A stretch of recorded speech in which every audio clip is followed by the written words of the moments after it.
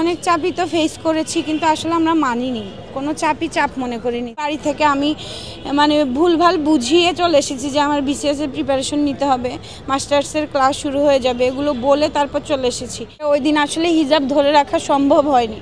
আমার এখনও কিন্তু গলা ভাঙা। আমার সেফটি পিনটা গিয়ে আমার গলা দিয়ে ঢুকে গিয়েছিল, তো পরবর্তীতে আমি হিজাবটা খুলে ব্যাগে রেখে দিই। জনগণের পক্ষে আইন দিতে হবে আর আইনগুলো বাস্তবায়ন করার লক্ষ্যে কাজ করতে হবে। আমি আসলে দুঃখ প্রকাশ করছি যে ওই দিন আসলে হিজাব ধরে রাখা সম্ভব হয়নি।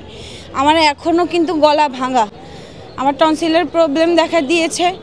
আর ওই দিন হয়েছে কি, এখানে টিএসসিতে তো ত্রাণ গ্রহণের কাজ চলছিল, আমি হিজাব পরে এসেছিলাম, কিন্তু এত পরিমাণ গরম ছিল আর আমার সেফটি পিনটা গিয়ে আমার গলা দিয়ে ঢুকে গিয়েছিল, তো পরবর্তীতে আমি হিজাবটা খুলে ব্যাগে রেখে দিই। এই জন্য আসলে আমি মাফ চাচ্ছি। আমি নিজেই ওটা নিয়ে অনেক দুঃখিত, কারণ মানুষ আমাকে কি বলবে সেটা ফ্যাক্ট না, আমাকে আমার আল্লাহর কাছে জবাবদিহি করতে হবে। তো ওই জন্য আসলে সবাই তো কথা বলবেই, কারণ ওনারা আমাকে যেভাবে দেখেছেন, এখন ওই অবস্থা ওইভাবে পাইনি দেখে ওনারা একটু কন্ট্রোভার্সিতে গিয়েছেন, এটা স্বাভাবিক।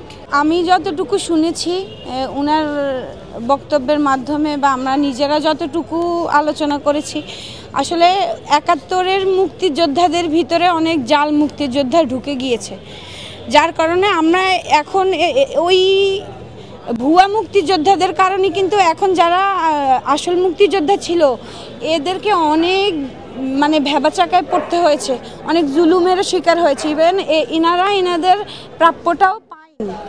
তো এখন 2024-এ এসে আসলে আমরা চাচ্ছি না যে আমাদের যারা আসলেই শহীদ হয়েছে তারা কোনোভাবে আমাদের লিস্ট থেকে সরে যাক বা জাতি তাদেরকে ভুলে যাক। এই জন্যই আসলে এই পদক্ষেপটা গ্রহণ করা হবে, যেন সারা জীবন 24-এর শহীদদেরকে বাংলাদেশিরা মনে রাখতে পারে। আমার মনে হয় কিছু গাফলিয়তি আছে এখনও সীমান্ত নিয়ে, এই জন্যই আসলে এই ধরনের মারামারি হচ্ছে। একা যে বাংলাদেশি মরছে তা কিন্তু না, পশ্চিমবঙ্গের বাঙালিরাও কিন্তু মারা যাচ্ছে। তো এটা নিয়ে আসলে বসতে হবে, আন্তর্জাতিকভাবেই গিয়ে সীমান্ত নিয়ে বসে তারপর বিষয়গুলো আসলে সমাধান করতে হবে। আর সীমান্তরক্ষী যারা আছেন তাদেরকে আসলে একটু বিনয় হতে হবে, যাকে তাকেই গিয়ে উইদাউট কোনো ক্লু বা উইদাউট কোনো ওয়ারেন্ট ধরে মেরে ফেললো, গুলি করে পাখির মতো হত্যা করে ফেললো, এগুলো তো আসলে মানবেতর কর্মকাণ্ড। পারিবারিক প্রতিবন্ধকতা ছিল, বাবা আসতে দিতে চায়নি, এক প্রকার জোর করেই বাড়ি থেকে আমি ভুলভাল বুঝিয়ে চলে এসেছি যে আমার বিসিএস এর প্রিপারেশন নিতে হবে, মাস্টার্সের ক্লাস শুরু হয়ে যাবে, এগুলো বলে তারপর চলে এসেছি। এর পরবর্তীতে হল থেকেও আমাদেরকে অনেক প্রতিবন্ধকতা দিয়েছিল, কারণ প্রশাসন চেয়েছিল যে সরকার প্রশাসনকে আসলে চাপ দিয়েছিল ওই সময় যে ছাত্রছাত্রীকে হলে রাখার জন্য, তো হল থেকেও একটা চাপ এসেছিল। তারপর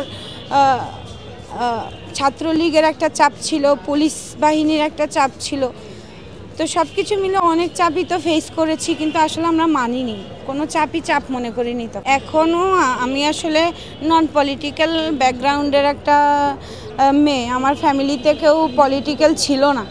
আব্বা এখনও বলছেন যে প্রয়োজন নেই, যদি দেশের জন্য কাজ করার জন্য তো আসলে পলিটিক্যাল হওয়ার প্রয়োজন নেই। আমি দেশের নাগরিক, আমার দেশের মানুষের আমার প্রয়োজন, আমি নির্ভীক হয়ে কাজ করব। এর জন্য তো আমার কোনো দলে ঢোকার প্রয়োজন নেই, এতটুকুই। এখন আব্বা বলছে যে পড়াশোনা করো, যদি দেশের প্রয়োজন হয় সেটা তুমি প্রশাসনে থেকেও দেশের সেবা করতে পারবে, সাধারণ নাগরিক হিসেবেও পারবে, তো এখন আর অত বাধা নেই। যেভাবে ছাত্রলীগকে হটানো হয়েছে, যদি এরা ওই ধরনের কর্মকাণ্ড করে তাহলে আমার মনে হয় আমি একা না, পুরো বাংলাদেশই আবার এদেরকেও সরিয়ে দিবে। বাঙালি এখন অনেক সোচ্চার হয়ে গিয়েছে, এখন আর বাঙালিকে দমায় রাখা যাবে না।